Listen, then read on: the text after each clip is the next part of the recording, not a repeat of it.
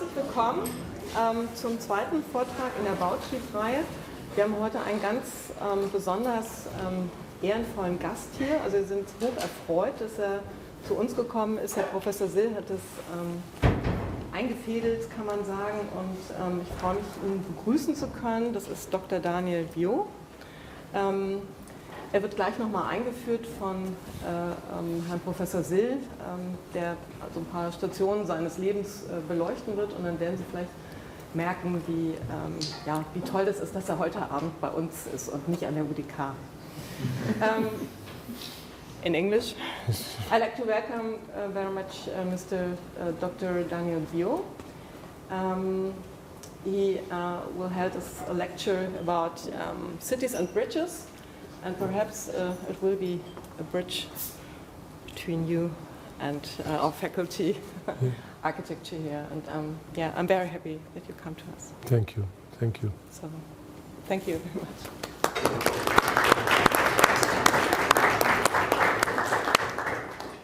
Yes, dear ladies and gentlemen, dear students and colleagues, dear guests, let me please welcome our guests at the Berlin University of Applied Sciences, Dr. Daniel Biau, who will give us a talk on the topic of bridges and cities, and Diplom Engineer Heinz Kull, who recommended us this very promising lecture to our department.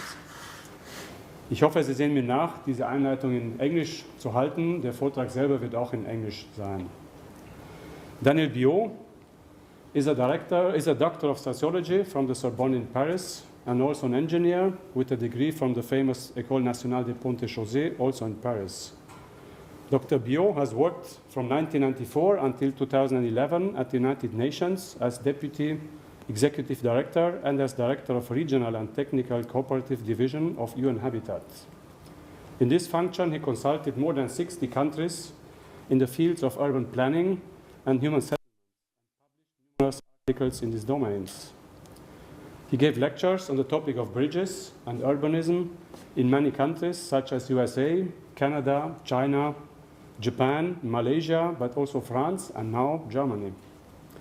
Today, Mr. Biau is active as an independent consultant based in Nairobi, Kenya, and Paris, France.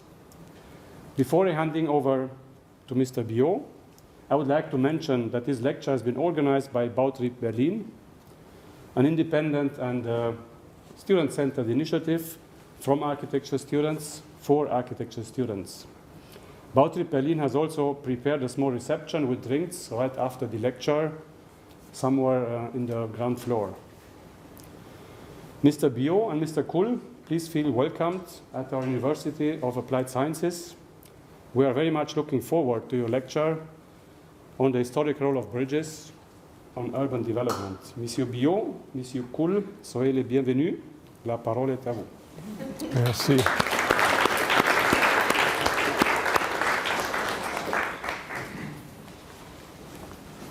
Mrs. Dean, Mr. Sill, professors and students, I'm very happy to be with you in Berlin. It's not my first time in Berlin, but I think my third time. 3 times in 30 years is quite only a few. So I'm going to speak of the relationship between bridges and cities, particularly the role that bridges, important bridges, not all bridges, important bridges have played in city development all over the world. And basically, I will talk about more than 20 countries in all continents of the world. So first, before I do that, I just introduce the topic. The topic is this one. The topic is that 80% of the world's cities have been built on rivers, either on one side, on both sides, on river, because every city in the world needs water. The other 20% are cities which are port cities on the coast, and some of them don't have a river. But water is essential for life, as you know. Therefore, most cities, including Berlin, including Paris, including all cities, Calcutta, Cairo, etc., they are built on river. So this is why I took this topic. You have a river, but you have to bridge the river. And this now it's quite simple, but in history it was not that simple. So we will travel by region from the least developed to the most developed, but my presentation is organized by region of the world. We'll start with Europe, continue with America, then Africa and Asia.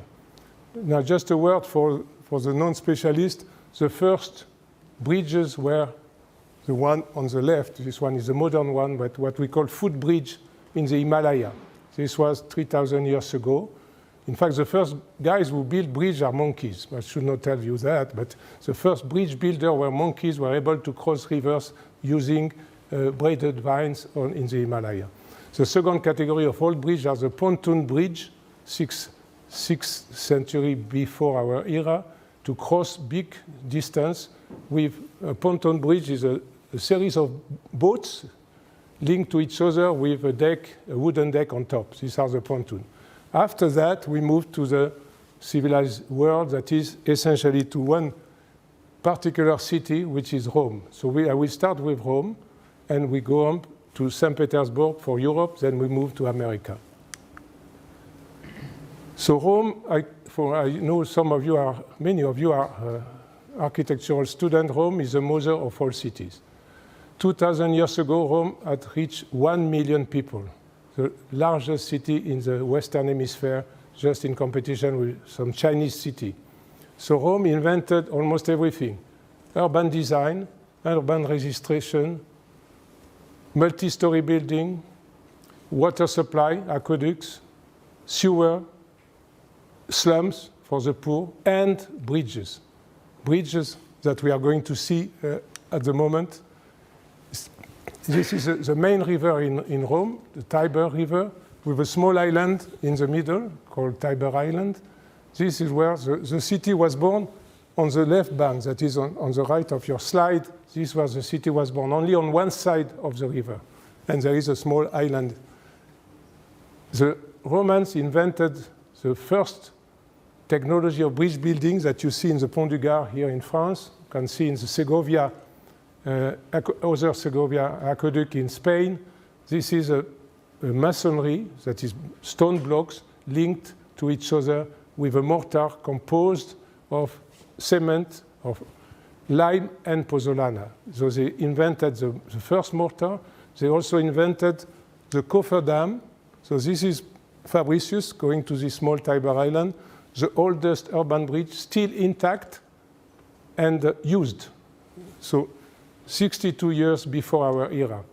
Very short, of course, but they were able to build by also inventing the cofferdam. Cofferdams, these are the enclosure which allow to build foundation in the dry. Main problem of bridge builder has always been to build the foundation, particularly when the river is very deep. So they invented the first cofferdam, which is now, of course, completely generalized. Interestingly, for the urban planner, Rome was very strong at the beginning of our era, then almost disappeared. After the 5th century, after 500 years, Rome disappeared for almost 1,000 years. 1,000 years ago, Rome had 50,000 people. But starting on the 15th century, the Pope took over, and the Pope was the main urban manager of Rome for 300 or 400 years. So the main Pope was the Pope Sixtius, which gave its name to the Ponte Sisto, which is the first modern bridge on the Tiber. And then they continued to build bridges from the 15th century up to now. But this is my favorite bridge in Rome, Ponte Sant'Angelo. The year is 134, built by the most famous emperor in Rome, Hadrian, and it was his mausoleum. When the Pope took over, it became the Castle Sant'Angelo with the bridge coming. This is on the other side of the Tiber, that is on the right bank, and it was not urbanized at that time. So thanks to this bridge, the urbanization started on the other side of the Tiber. Just to conclude on Rome, they are still building a bridge. The Tiber is not very broad, maybe 150 meters. It's not a big river, but they are still building new bridges with the most modern technology, but they are tiny bridges. In Italy, 2 other cities are bridge cities, very famous. The first one at the bottom is Florence. Florence was the place where the Renaissance started. And the Arno River is going from east to west in Florence had to be crossed. From the 12th century, they started building stone bridges. But in 1345, they invented what we call the segmental arches.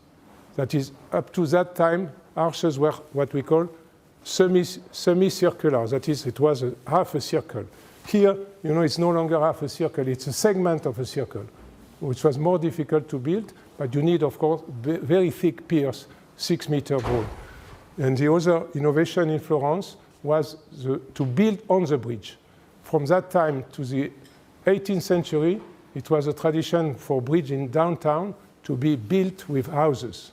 And this is the case of Florence. This bridge is very, very broad, in fact, 32 meters broad, but only 90 meters long, 3 span of 30 meters each, the Ponte Vecchio. And the end of the Renaissance was in Venice, Ponte di Rialto. This one has only 1 span, but the same technique, that is to have a lower arch so that the pedestrian can cross on top and the boat can go under. You have always this, until the 19th century, contradiction between the river, the user of the river, and those who want to cross the river. And this has been only solved at the end of the 19th century. So we move to my city, Paris. The oldest bridge in Paris is the Pont Neuf, 1607. It's the widest bridge because 240 meters, and it was new, Pont Neuf, new bridge, because it has no houses on top of it. So it's a broad bridge, 25 meters, but for the first time there was no house built on it, and it was in fact used as an observatory of the city. People would go there to see what is around.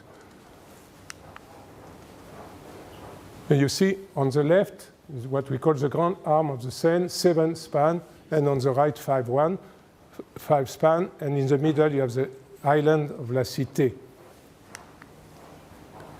As I said, most bridges were built. This one, a good example, the Pont Notre Dame, which was before the Pont Neuf, which was built, the first stone bridge, in fact, in Paris, 1514. The painting is much later.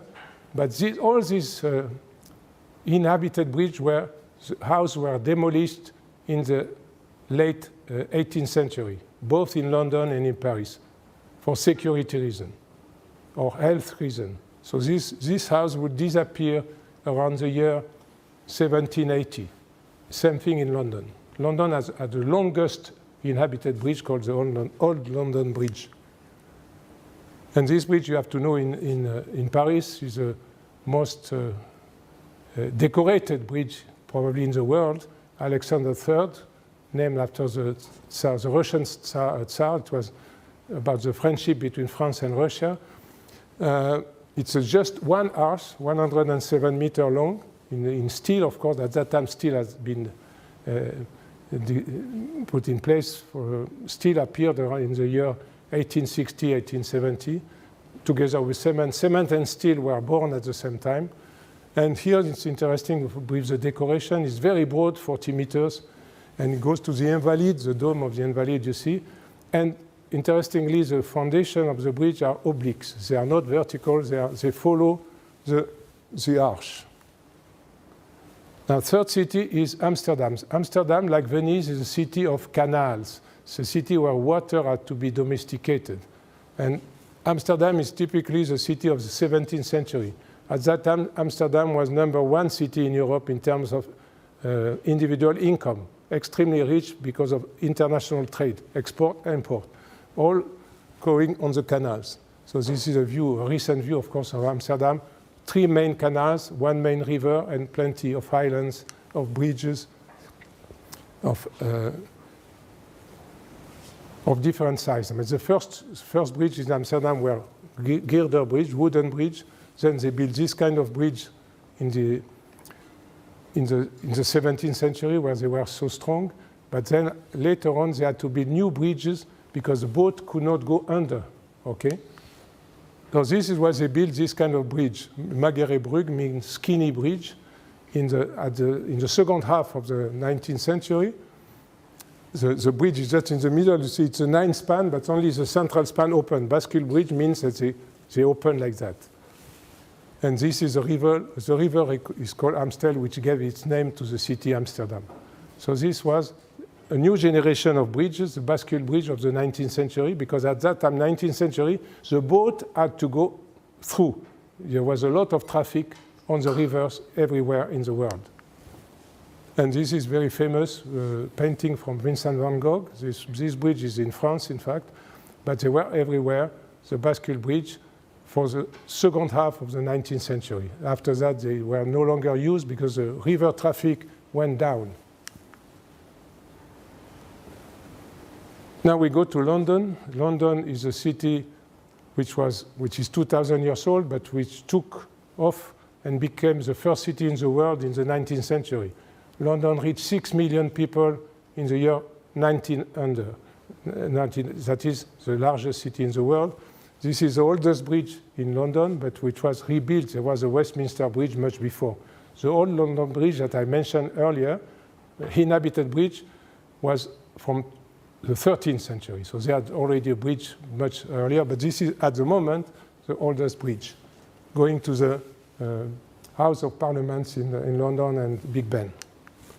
Now, the masterpiece in London is this one, the Tower Bridge that probably you have seen many times. Unlike what you see, it's a metal bridge. It's not a stone bridge at all. The stones are only for packaging, to be in the style of that time, the neo-Gothic style, in line with the Parliament of London, built in 1860, and the Tower of London. So all the structure is metal, but covered with granite stones. And you see this central half span. Each of the span is a big bascule bridge, 1,000 tons each, and a very sophisticated engineering mechanism to lift automatically this span with using hydraulic power, that is steam power, underneath. Under the left pier, you have a room, which you can see on the left here, extremely sophisticated for that time, allowing to lift in 90 seconds both a span, half span. Just on the right, on top, Eastern View, you see on the right the City of London, this one, which is a 1 square mile in London called the City of London, completely independent from the British government. It's the top financial center of the planet, and they are in charge of the maintenance of the bridge. The bridge has to be maintained. If not, it collapses. So the City of London is a partial view. Just an anecdote, Rome and London are the worst planned city in Europe. No plan. It's complete chaos, as you can see. And this is also an anecdote. This is the latest bridge in London. It opened in 2000, and it closed in 2000, 2 days later, because it was moving. It's a pedestrian crossing, so the bridge was moving, so they had to close it, repair it, strengthen it, and reopen it in 2002. This is why the Londonians call this bridge the Wobbly Bridge. Now we arrive to Porto in Portugal, the second city of Portugal, the capital of the north, with the first bridge built by Gustave Eiffel. And this is a railway bridge. It's not my bridge, but it was the first one of that type, what we call lattice work arch. Interestingly, Eiffel, father, came to France from Germany. His name was not Eiffel, he changed his name. His name was Bonnickhausen, and he took the name of Eiffel, I don't know, probably to be shorter or whatever. So the father changed his name, so Eiffel took the name of his father. Apparently, Eiffel is the name of a region in Germany. So Eiffel, one of the greatest engineers of all times, designed with his colleagues, designed this Maria Pia Ponte in 1977. But what is more interesting, 10 years later, a colleague of Eiffel, born in Berlin, French and born in Berlin, designed this one, Ponte Dom Luis. Dom Luis was the king of Portugal at that time. So this one is much better because you have 2 decks. You have on top, at the moment, you have the metro. Down, you have the car. And in both levels, you can walk. You can cross the bridge. The top is 370 meters. The bottom, 180 meters. on the Douro River. The Douro River, so this side is Porto, the other side is another city, but linked. Of course, the interest of all these bridges is that when you create the bridge, all of a sudden the city explodes. You have more relations, social relations, economic relations, so there are a lot of exchange between the two sides of the river. And this is what happened in Porto. After that, Porto took off.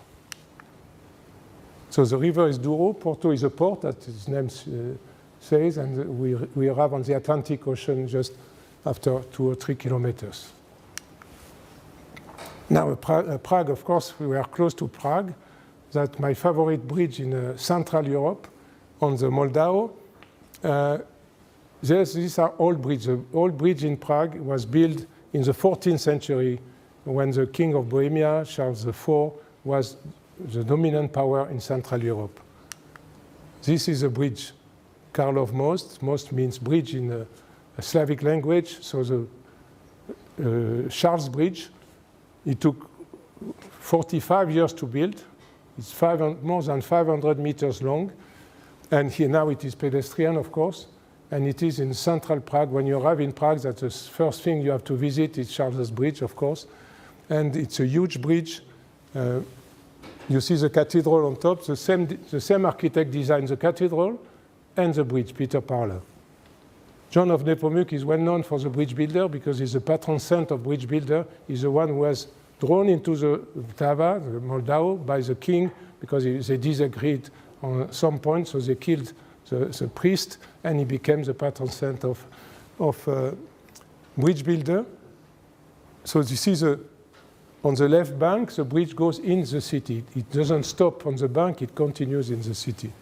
And here you see the Baroque statues which were added in the 18th century. So Prague is essentially a Gothic city, but 400 years later they added this Baroque statue as they did in Rome during the Baroque time, the 18th century. And this is, in the morning you see also towers. Many bridges at that time had towers on both sides for architectural reasons, but sometimes also to get the toll paid.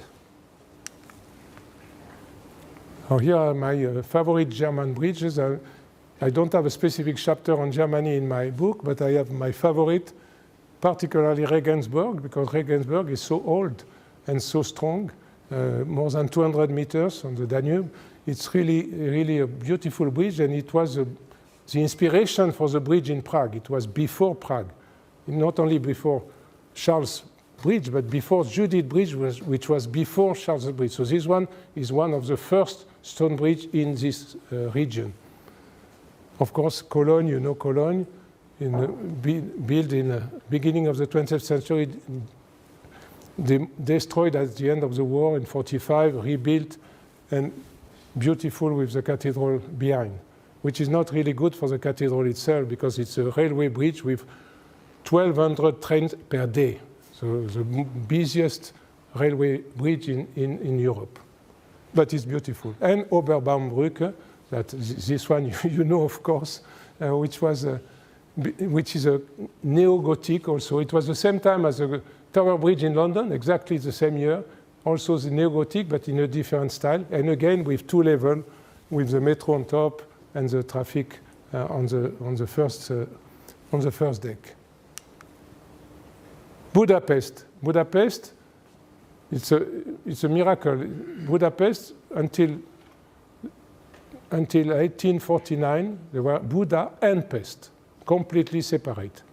Buda on the hill on one side, and Pest on the other side. Buda was an aristocratic part, with a lot of Germans managing the city, and Pest was the workers, the trade, the Hungarian side, really separated.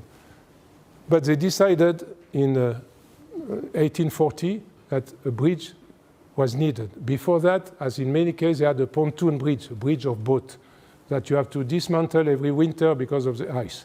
So they had for 200 years before a pontoon, which was useful, but not good enough for a country which wanted to develop. So what they did is to call upon, like for the parliament that you have seen before, to call upon British engineers, architects, Scottish in particular, in fact, designer to design this bridge. The Shane Bridge, which was the first important suspension bridge in Europe. It is a suspension bridge, but not with steel cables, because steel did not exist at that time. This is what it's called the chain bridge. The cables are replaced by chain at that time. So the main span in the middle is approximately 200 meters. Again, the main problem was to dig the foundation.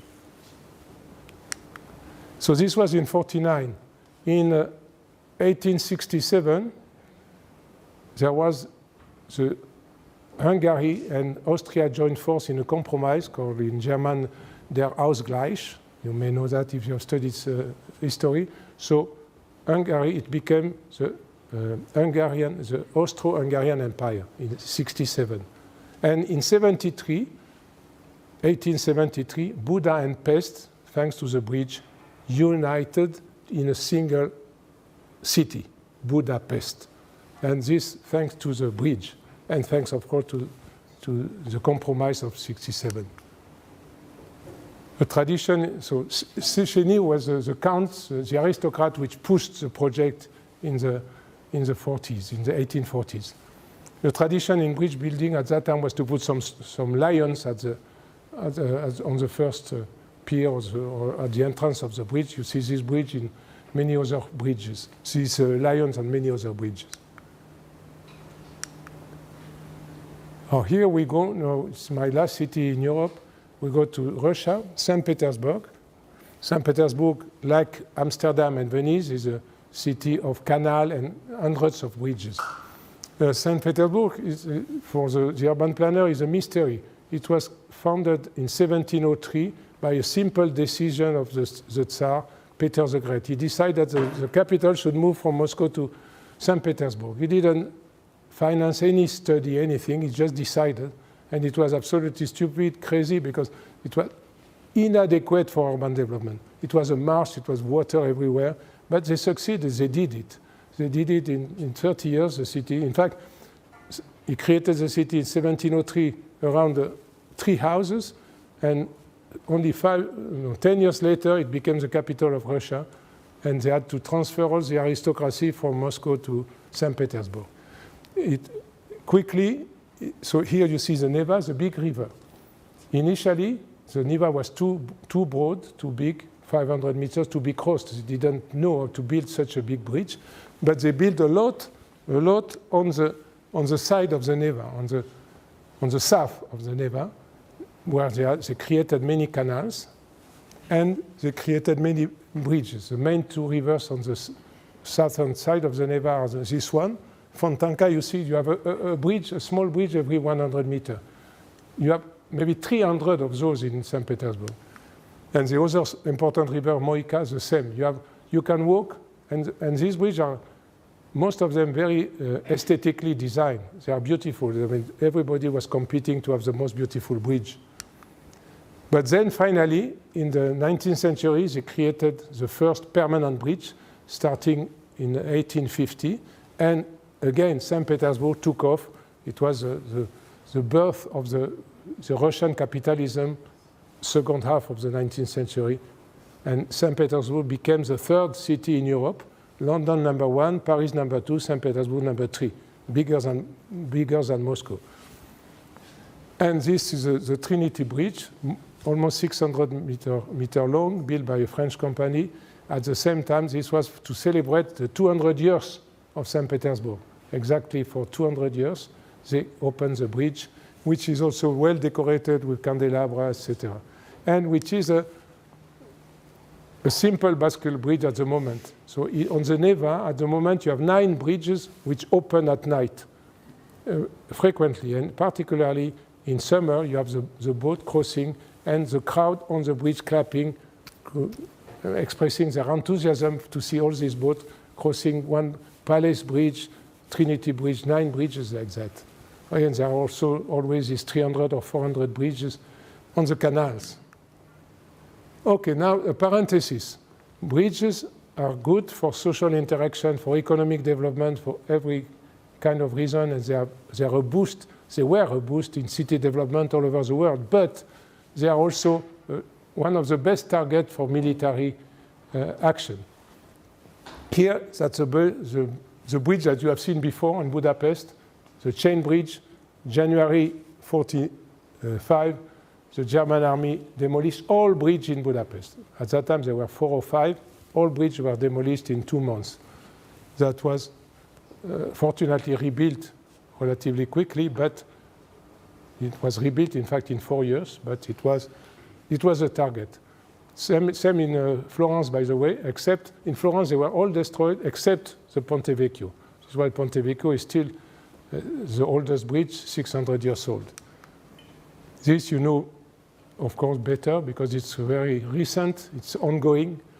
All the bridges in Ukraine on the left, even in the one on the top right is a bridge from Crimea to the Azov Sea, the Russian bridge.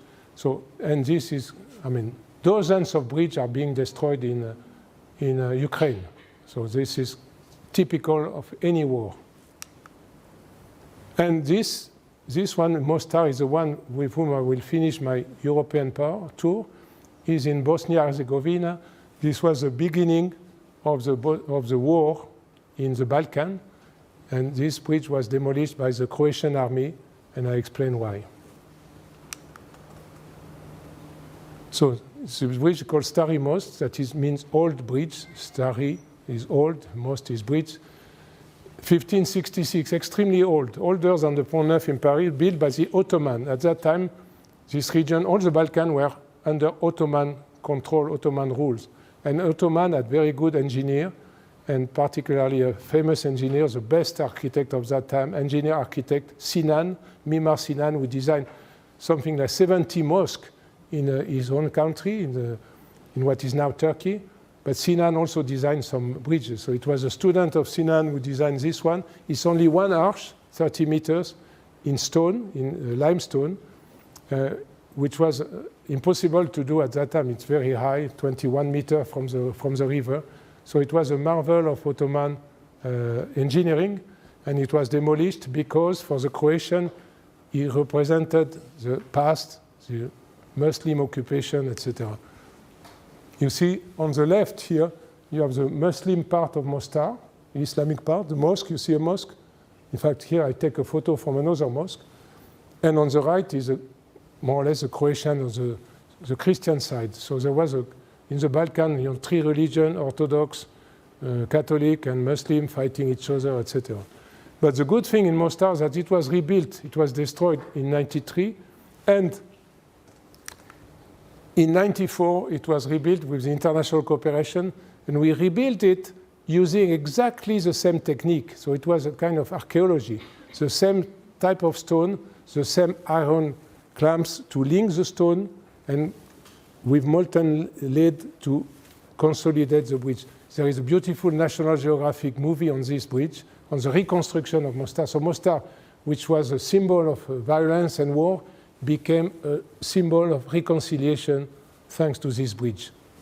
For those who like to dive, you can dive from the top of the bridge to the Neretva. 21 meters, they do it every summer. Not everybody, of course. So now we arrive in America. In America, you have only 3 cities. There could be more. And I start with the most beautiful of Latin America, Rio de Janeiro. Rio de Janeiro was discovered by the Portuguese in 1502, and they call it Rio de Janeiro because they arrived in January. But it was not a rio, it was not a river, it was a bay, Guanabara Bay. They thought they were entering a river, they were entering a bay, but they call it Rio de Janeiro, the name remains Rio de Janeiro.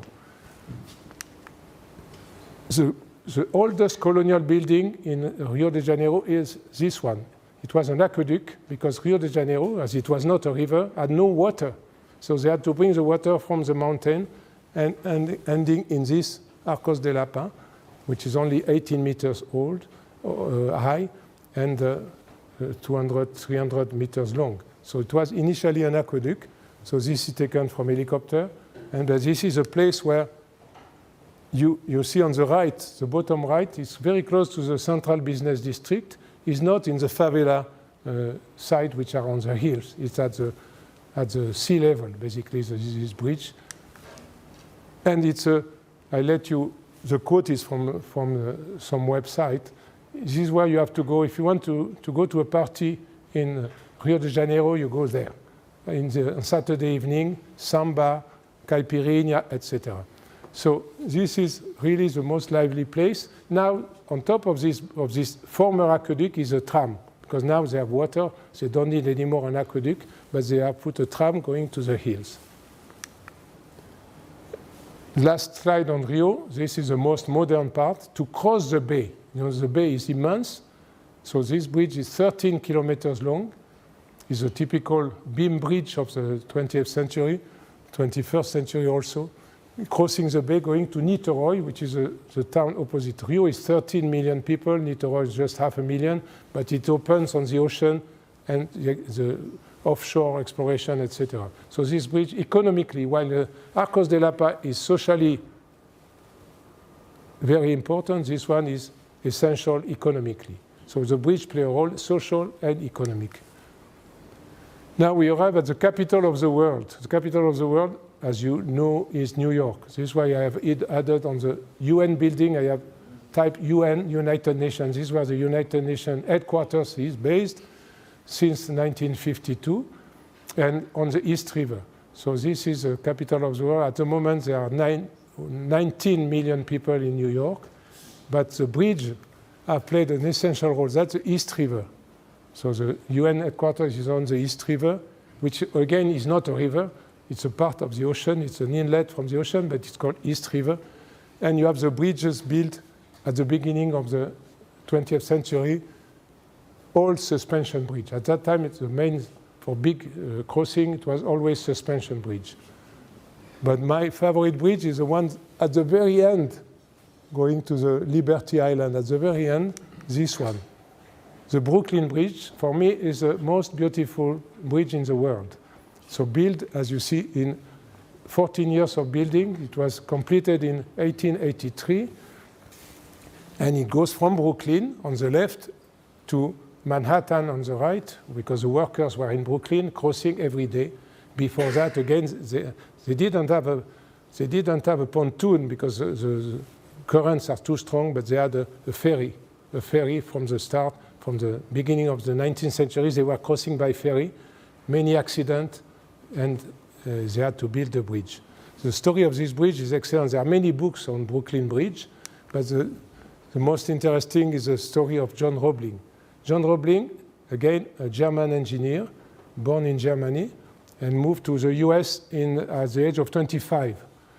He was born in Mühlhausen. I don't know if you know this place, Mühlhausen, close to Erfurt. And he crossed, and he was an engineer, but he started farming. Then he moved to bridge building. For me, with Gustav Eiffel, they are the two most important engineers in the 19th century, Eiffel and Roebling. Unfortunately, so he designed the bridge completely. Unfortunately, he passed away just at the start of the construction. So he passed away in 1969 when the wheel had to start because he had an accident with the ferry. He had an accident, and after 3 weeks, he passed away. Fortunately, he has a son who was an engineer, Washington Roebling, who took over and was the one in charge of the bridge. Unfortunately, Washington Roebling got a disease, not injured, but he had the caisson disease in the foundation of the bridge after 3 years. He was bedridden. He didn't die, but he was in his bed in Brooklyn. But he had a wife called Emily Roebling. And Emily was not an engineer, who would go every day for 10 years from their apartment in Brooklyn to the bridge, bringing the instruction from Washington to the workers, controlling everything. For me, Emily Roebling is the first lady engineer in history. She was purely an autodidact. She didn't go to any university, and she's the one who made sure that the bridge was perfectly done. Main issue was foundation and the first steel cable. At that time, steel was just born. So they had steel cables. Steel cables are extremely important for suspension bridge, extremely difficult to realize. And in fact, the Roebling company later on became the number one producer of cables for the US. Now, this bridge is used for everything. It is, of course, the subject of thousands of paintings, thousands of novels, movies.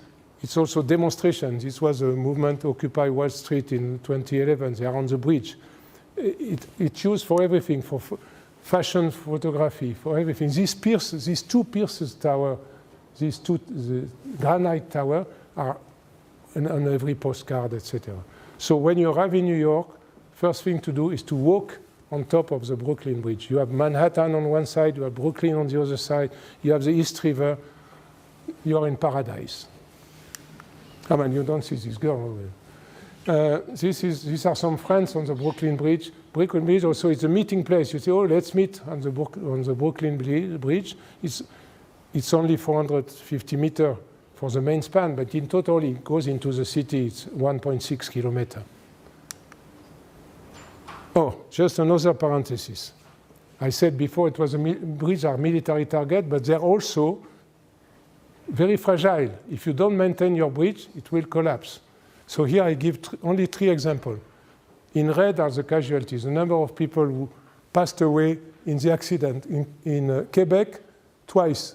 The cantilever on the top left in 1907 collapsed during construction. 70 people died.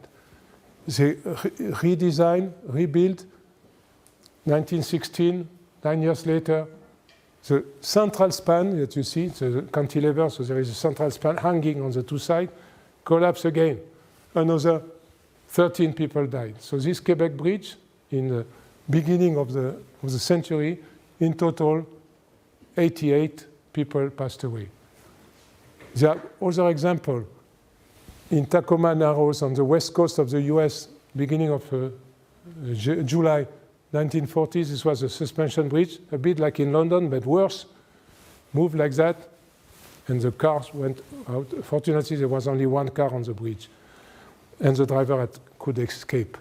You have the example, more recent example of Minneapolis on the Mississippi. 13 people passed away. Genoa in Italy in August 1943, etc. There are all the time bridges not well maintained. Some are badly designed, very few. Main problem is poor maintenance.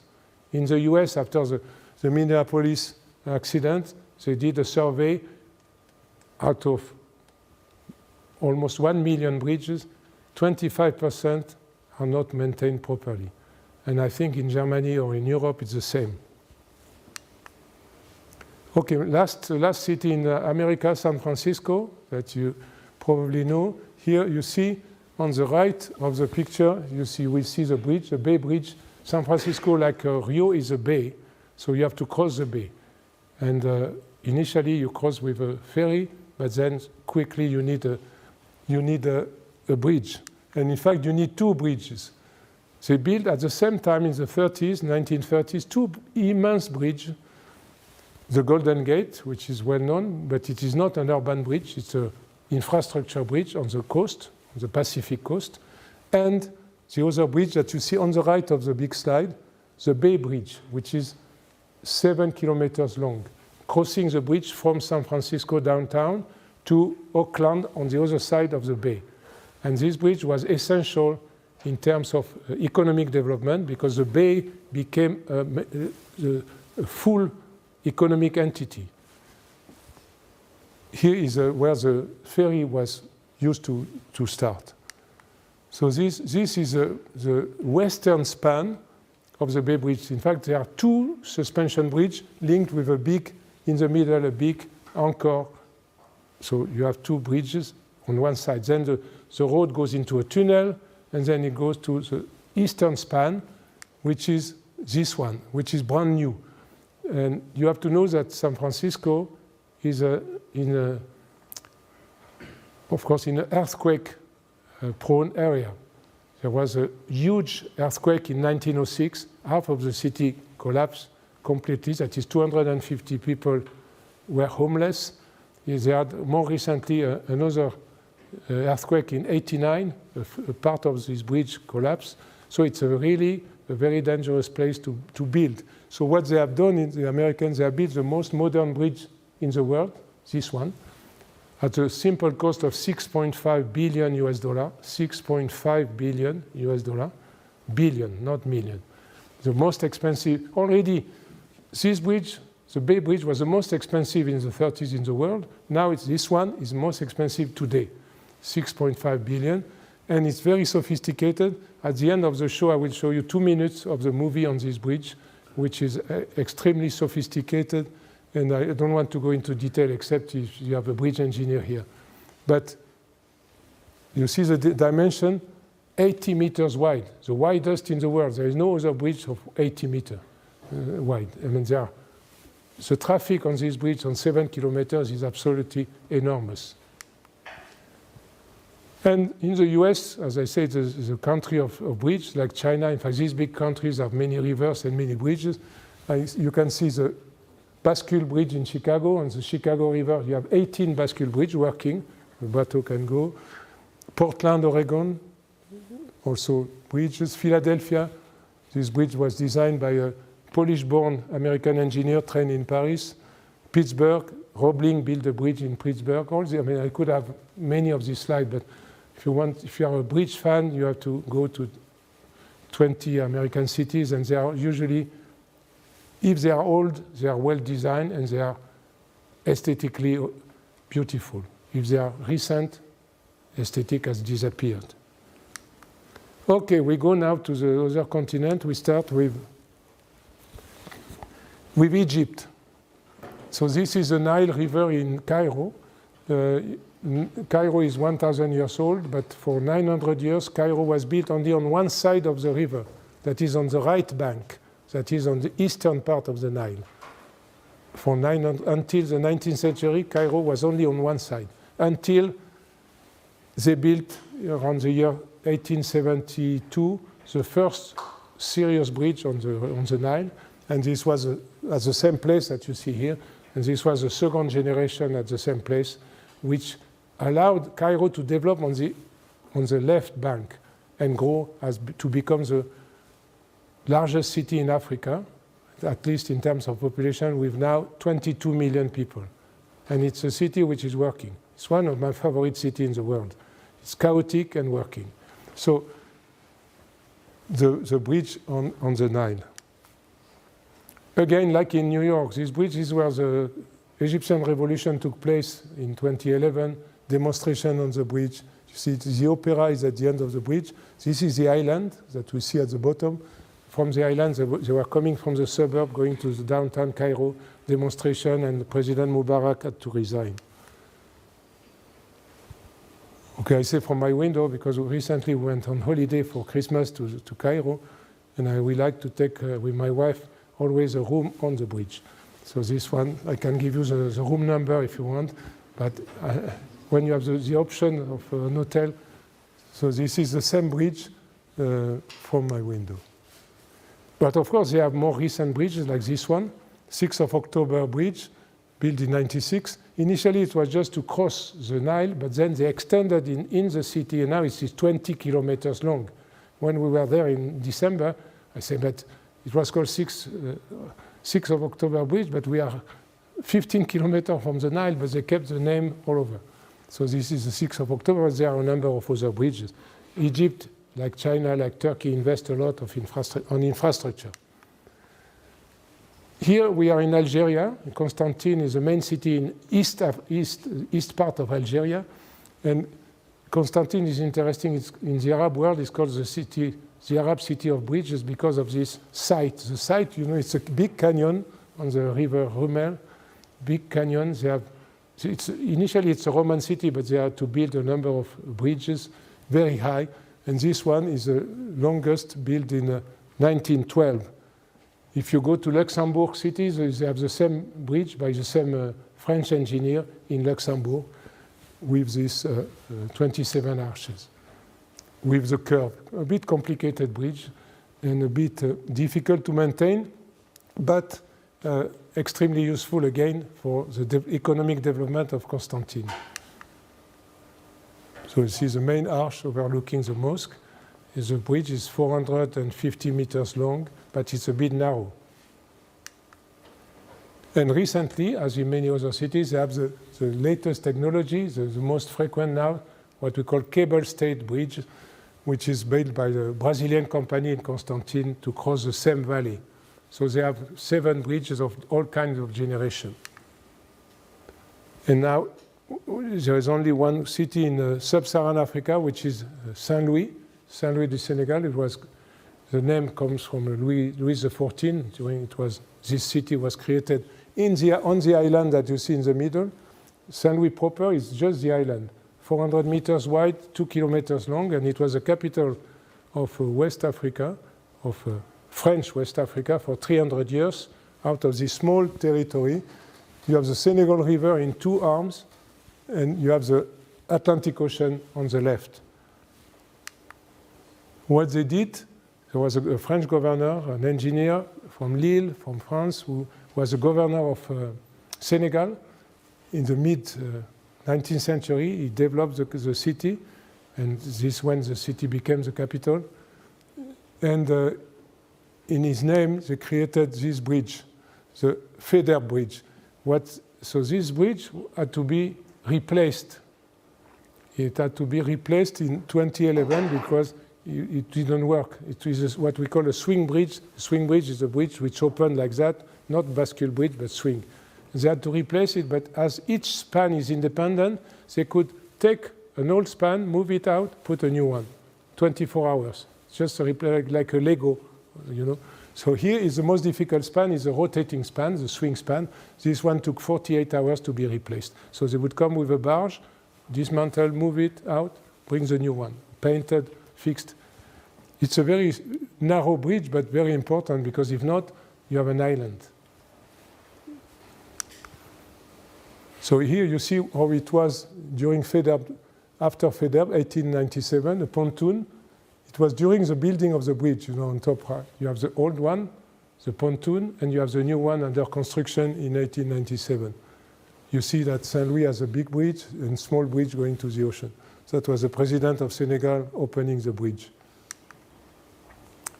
Of course, in Africa, you have many other bridges, but most of them, Africa, like Latin America, their rivers are either too big or too small. Therefore, there is not many interesting bridges, I would say, because when the river is too small, the bridge is very small. When it's too big, like the Congo River, it's impossible to cross. So now in South Africa, for instance, they have this bridge over the railway. So it's just to mention, because some conferences, people ask me, why don't you mention Africa? There are bridges, but which didn't play such a role compared to what I have mentioned. Now we move to Asia, but we start between Europe and Asia in Istanbul. Istanbul is the oldest city of my sample, 3,000 years old. Fantastic urban landscape. If you don't know Istanbul, you have to go as soon as possible. It's so beautiful. The Golden Horn on the left and the Bosphorus on the right. So the first bridge was built on the Golden Horn in the 19th century, 1845, the Galata Bridge, the bridge that you see in the foreground. And more recently, in the 70s, they started thinking of the Bosphorus. Bosphorus is roughly 1 kilometer wide, so it's quite a challenge to cross. Galata is like 400 meters. So at the bottom is the old Istanbul, the traditional Istanbul. The Ottoman Istanbul is at the bottom, and the cosmopolitan Istanbul is at Galata is at the top. So this is the Galata Bridge.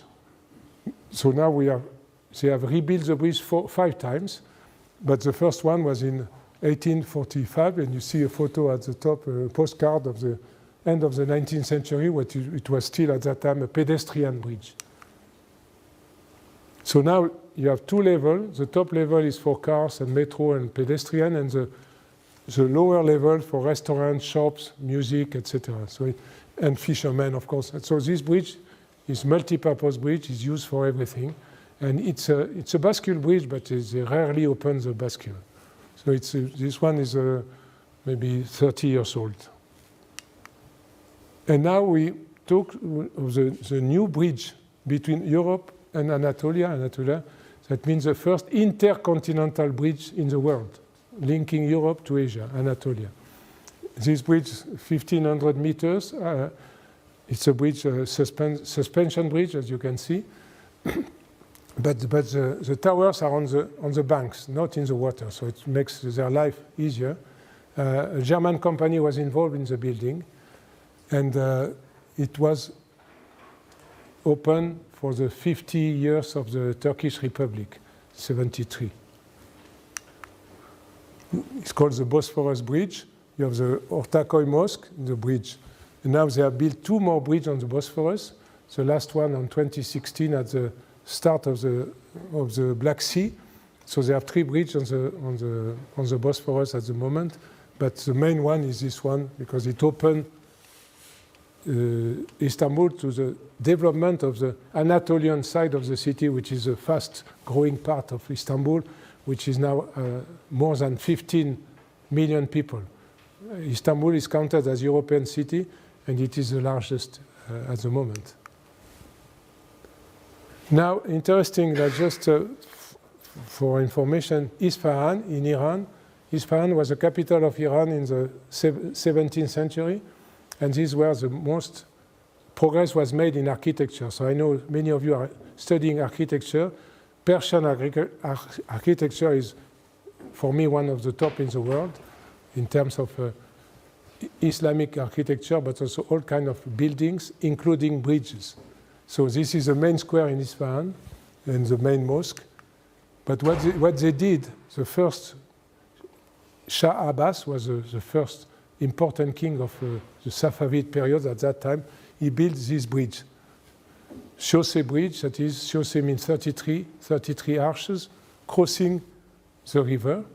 And you see, you can cross, but you can also sit there, you can watch. The caravan can go through the bridge.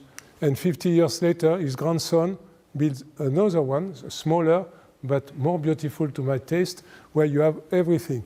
In the middle is where the king, the Shah, could still have a T in the middle, orthogonal. And you can transform this Kaju bridge into a dam. You close, and it becomes a dam. So it's a bridge, a dam. Here this is breakfast. People come with their coffee. They have coffee on the bridge. Oh, but they can also have coffee under the bridge in a coffee station. So this is taken under the bridge. So it's, again, at that time, they didn't make a difference between the social and the economic activity. Now we move east. We move to Calcutta. Calcutta is now 15 million people also, a bit chaotic, a bit poor.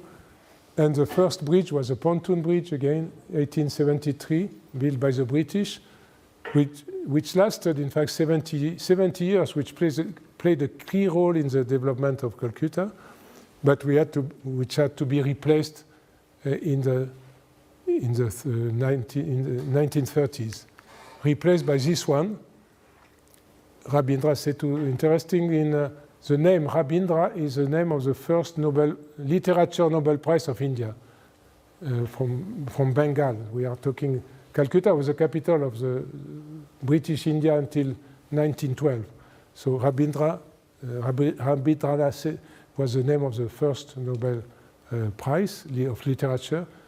And another Nobel Prize, Günter Grass, German, was also a fan of Calcutta. He wrote a book on Calcutta.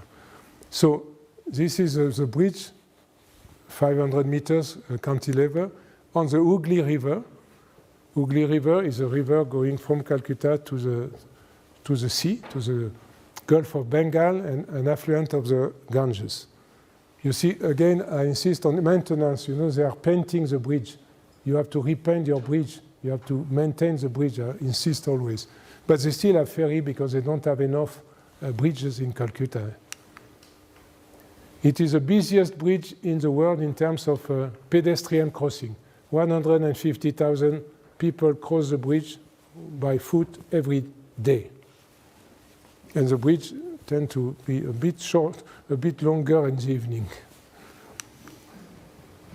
And this is a photo I took from the railway station on the other side. Oh, so we have Calcutta on one side, Howrah on the other side. Howrah is the opening to the rest of India because Calcutta is at the very east, and with the river, Calcutta has no access to India. So Howrah is the railway station going to New Delhi, going to the rest of India. I moved to Australia, Sydney Harbour Bridge. You see that's the central business district of Sydney on the left, and at the bottom, the north part of Sydney. Built in the 1930, again, it plays a key role because Sydney is a huge bay, very beautiful bay, but enormous, 55 square kilometers of water. It's a big port, but before this bridge, they had to drive 50 kilometers from one side to the other, or to use a ferry, again with many accidents. So this bridge is absolutely enormous. It is extremely heavy, and it's a metal bridge, of course, an arch bridge in steel, designed by a British company, but which became the emblem of Australia. This bridge is the icon of Australia, the Harbour Bridge, 500 meters long. That if you watch TV on the 31st of December, Australia is one of the first countries moving to the new year, and you can see the firework every New Year's Eve on your TV. It is on the screen here, and you see the opera, Sydney Opera, which is famous for the architect, opened in '73.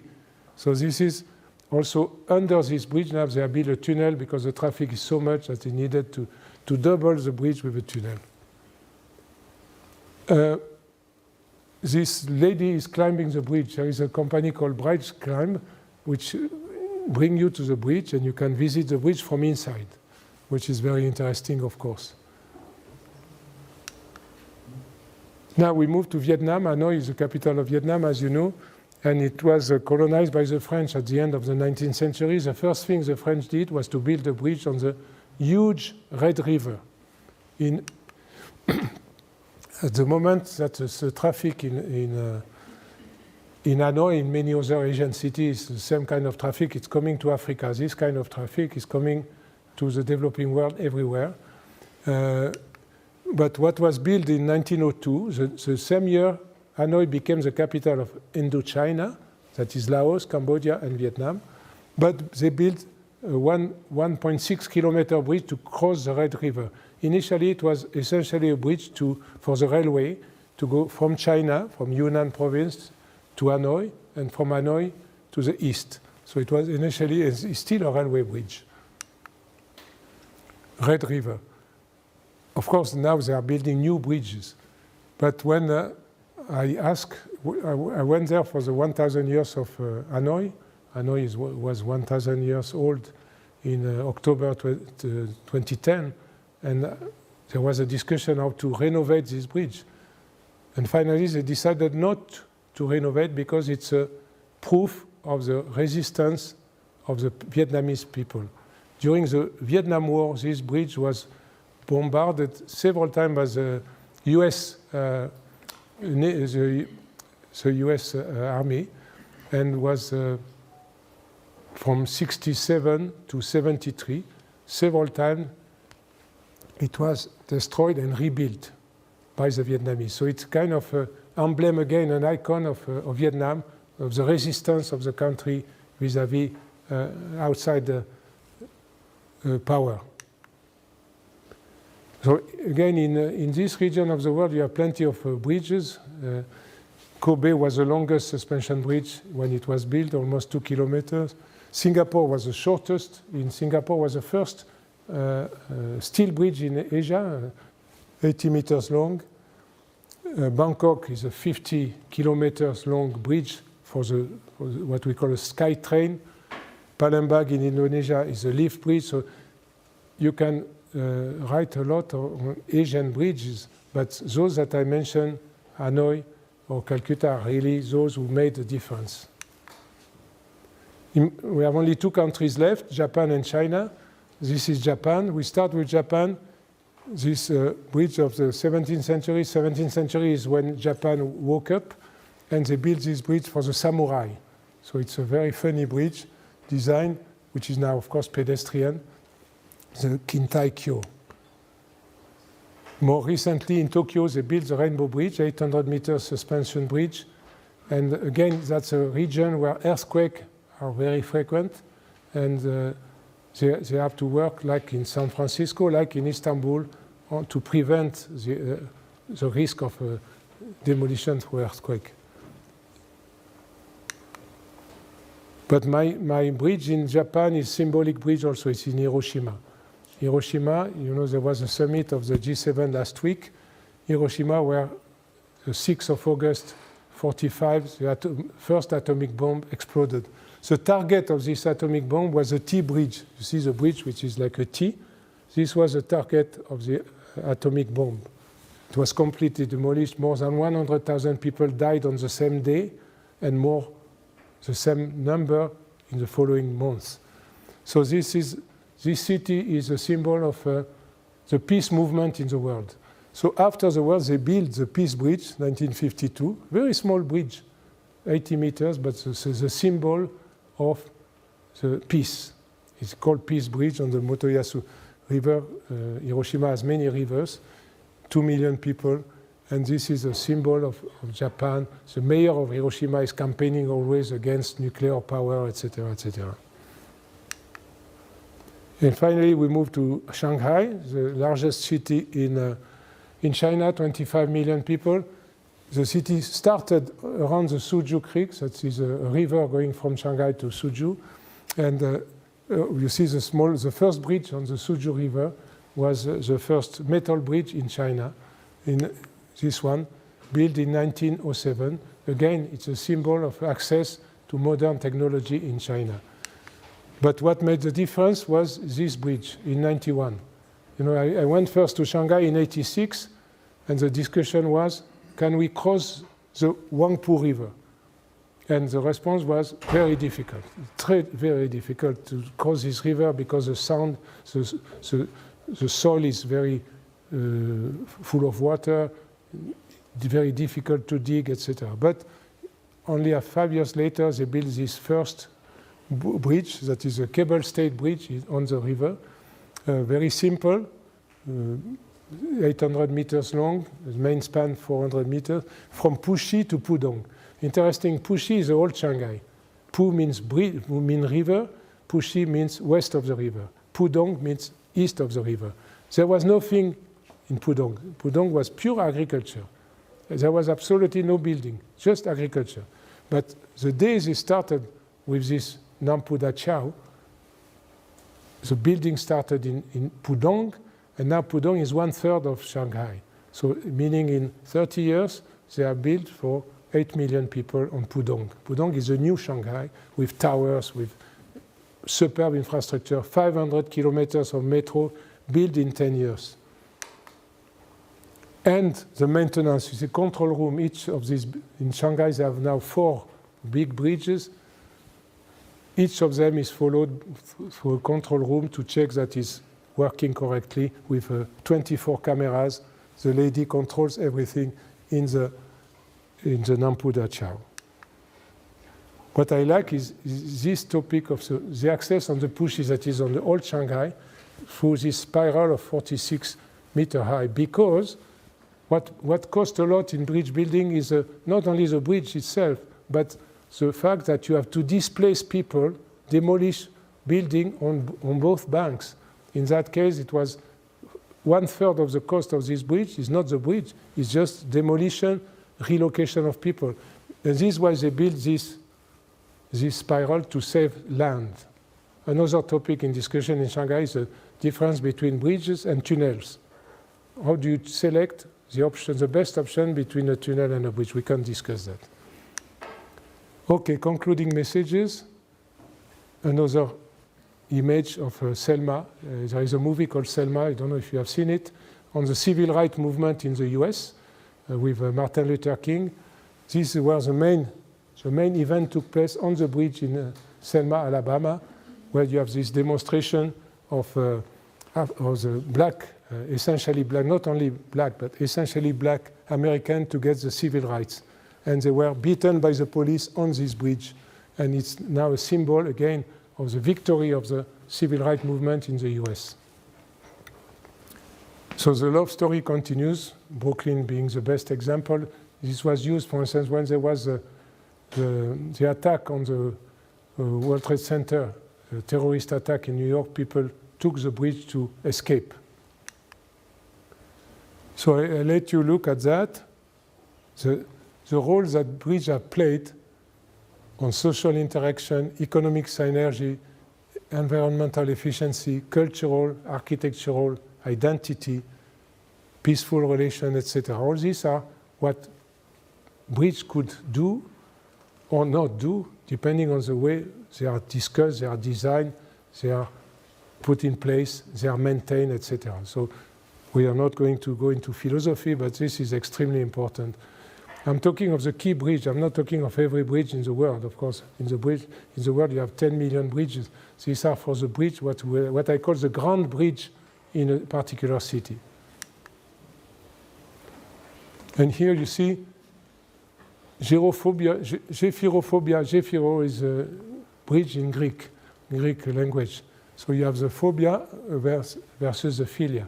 So there are people who are really afraid of crossing a bridge. It's a disease, in fact. And some people, on the contrary, essentially politicians who love bridges, because bridge has a good symbolic meaning, linking communities. So here you have the two examples. Auguste Renoir in Paris, Pont Neuf, and Edvard Munch, a Norwegian painter, the Scream, the most famous painting of Munch. So this was the American version of my book. And here I would like to put 2 minutes of the most sophisticated, expensive bridge on the I don't know if the sound will be okay, I hope so.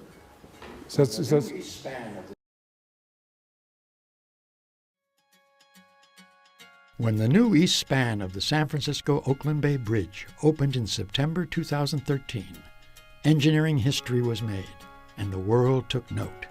T.Y. Lin International and Moffitt Nickel joint venture, working closely with the California Department of Transportation, the Metropolitan Transportation Commission, and the California Transportation Commission, was charged with designing a seismically resilient structure that also met local communities' aesthetic and functional demands.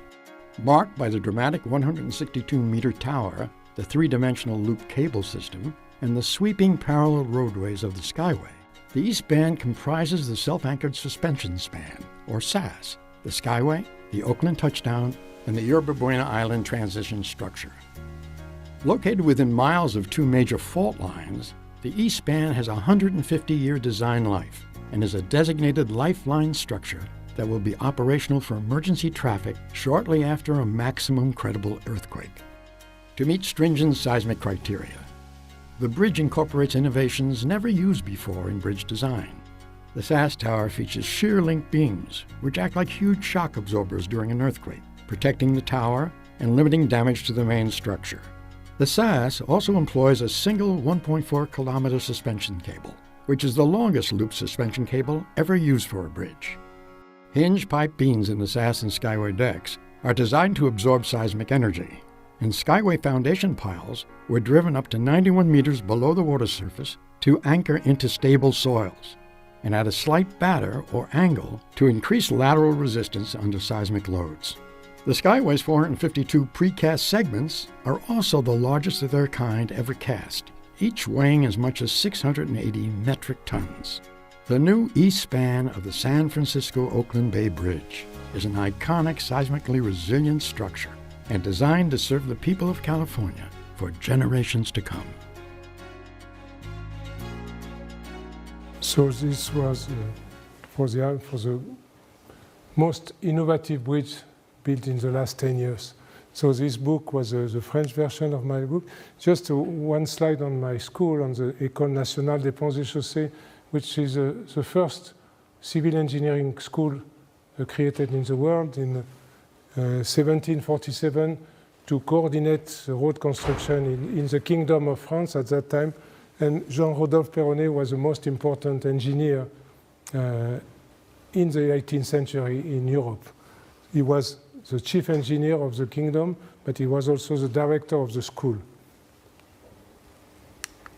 He's the one, this was a school just before the French Revolution, so it was called École Royale, then it became École Nationale, national school. And this was they were working. They invented the open space at that time, a long time ago. Perronnet is famous because he designed the bridge in Paris with very low arches and very thin piers. So I don't go into detail, but he changed the traditional Roman bridges to make them flatter, basically. And this is also in German, of course. In German, it's even more important because you know the wall, and there is a movement in the world. As you say, the quote from Isaac Newton, we build too many walls and not enough bridges. Walls are the exact opposite of bridges. There are also books on walls, more than on bridges, but this is a world campaign which go on and on and on, because there are walls everywhere, particularly with to stop international migration and this kind of thing. Vielen Dank. So here, as you can see, we went to the Oberbaum. 3 days ago, we were on the Oberbaumbrücke with Heinz Kuhl, who coordinated the translation into German of my book. And now, now the presentation is finished, but to let you think a little bit and prepare your question, I put some music.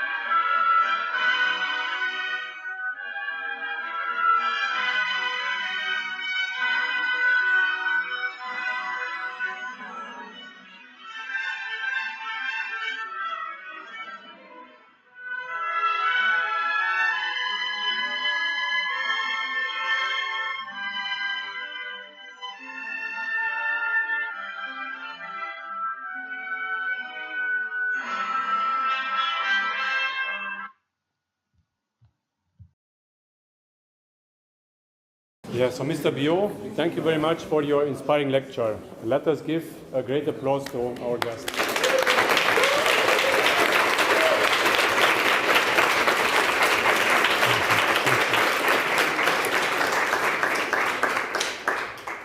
Are there any questions left in the audience that we would like to address to our specialist and guest, Daniel Biau?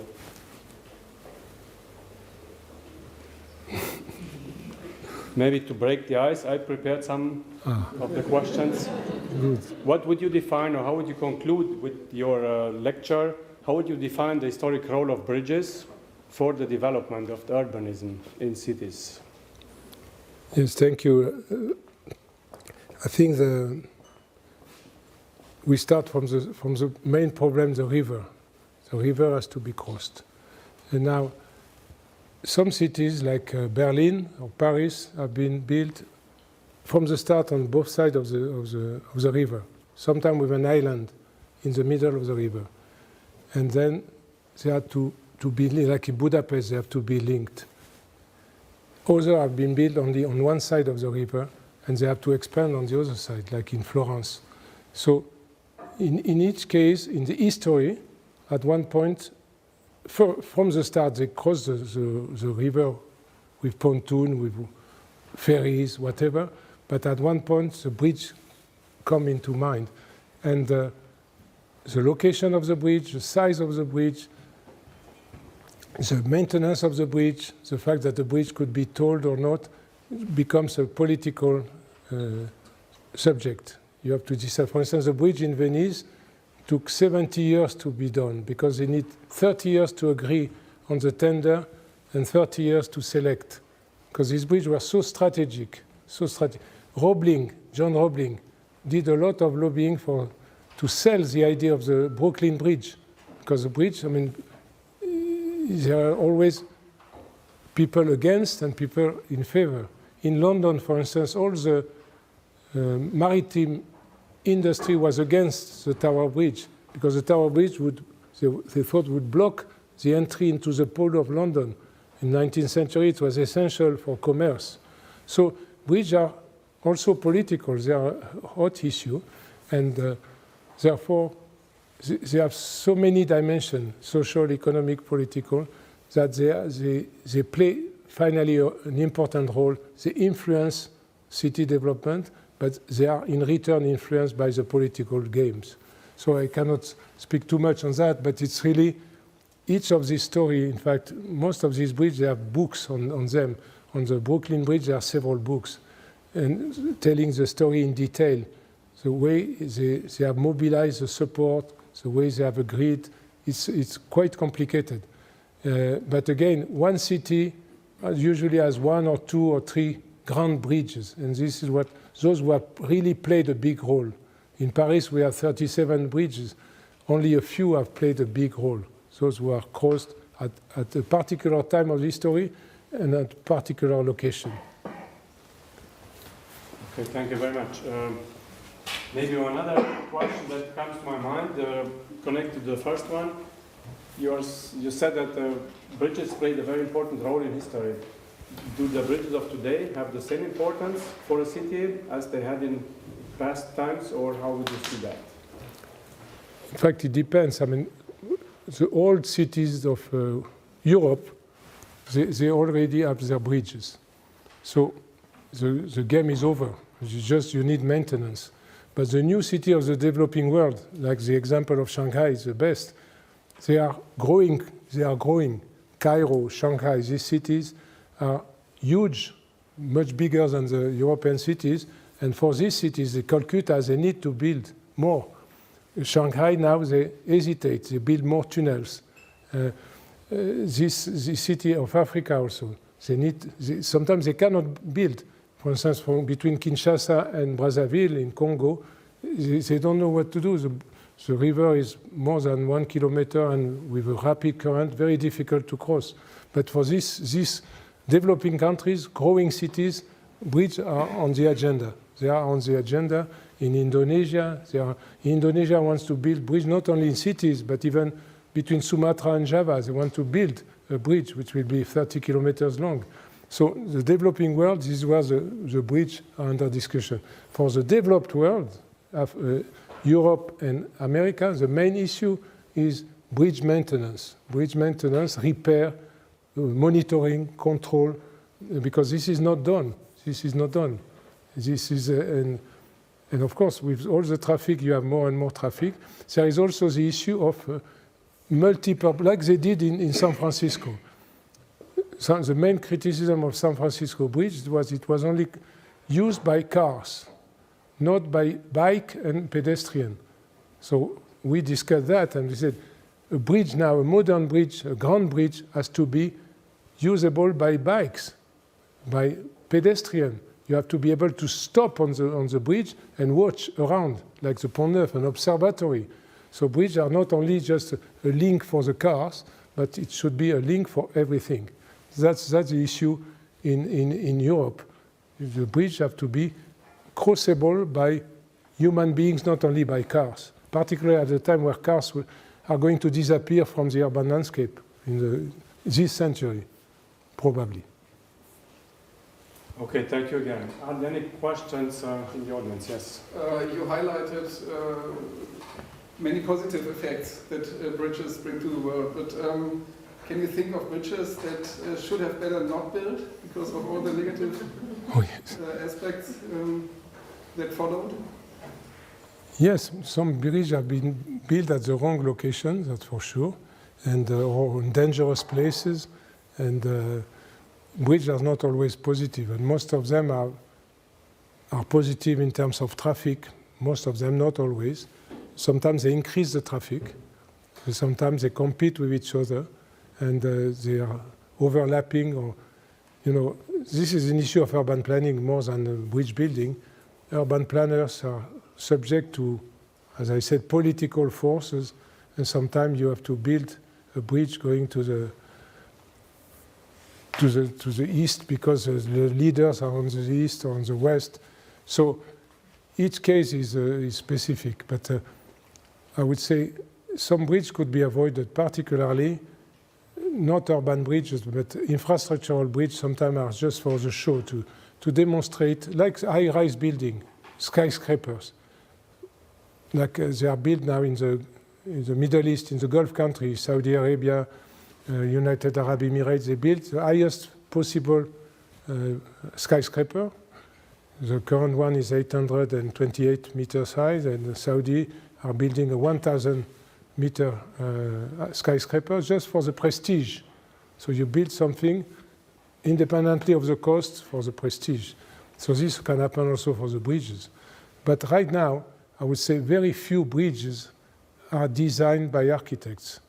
I mean, the best, of course, one well-known, Norman Foster has designed the bridge in Millau, the seven piers, a cable stay, but very few architects are involved. Most bridges now are cut and paste.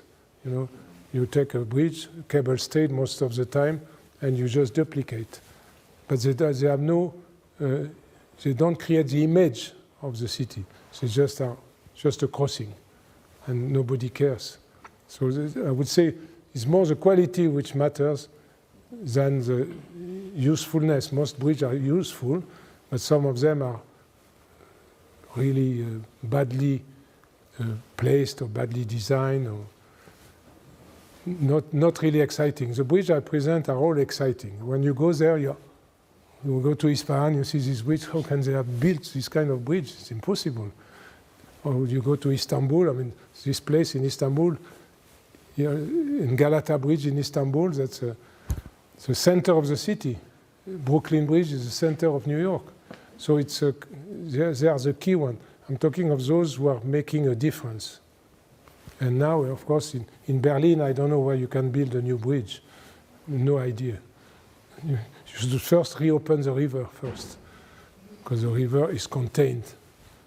So some kind, for instance, in the case of St. Petersburg, the more recent bridge in St. Petersburg are okay, but the way they land on the banks is terrible. It's chaotic. So that's you have to deal with the urban planning side of the bridge. But it's feasible. Main issue also is funding. You need more money, always more money. At the time of all these bridges, the money was not the issue, absolutely not. Of course, they were not, many of them not in the capitalist time, so workers were almost slaves. Like in Rio, the Arcos de Lapa were built by slaves. The stone were coming by boat from Portugal, and the Arcos de Lapa were built by 5,000 slaves. So the cost of labor did not count. Now, of course, it counts. Yes, thank you very much for this answer as well. And one thing I like very much that building a bridge, especially talking to an architecture's audience, could be a job for us too, to take over bridges, not just leave them to the engineers or the technicians, but maybe motivation for you to think on what it would be an important part of the design of bridges as well, because it's very much an urbanism problem, as it is an architecture or design problem, not just a technical challenge. Yeah. Thank you very much. Any other questions left we can address to our famous guest? If not, if there are no other questions, there is one, sorry, yes. On the topic of aesthetics, what do you think one should keep in mind to design an aesthetically successful modern bridge? Who's speaking? Should I say it again? Yes. Okay. What do you think one should keep in mind to design an aesthetically successful modern bridge? If I were an architect, which is not the case, I would try to reopen the discussion on inhabited bridge. I mean, in London, they tried 20 years ago. A guy called Boris Johnson, I don't know if you remember this guy.